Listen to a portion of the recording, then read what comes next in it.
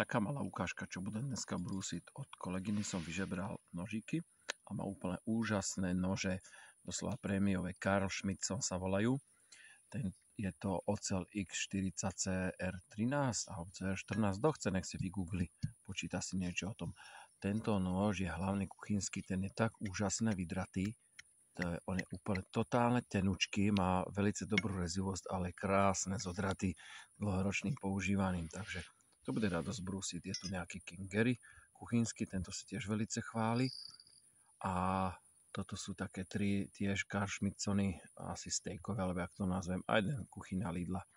Ďalej tu máme zavážacú letku, kukuricu, čo budem musieť zjesť. Tuto máme nejaký pliešik, o ktorý budem šúchať druhý pliešik, aby to bolo krásne ostré.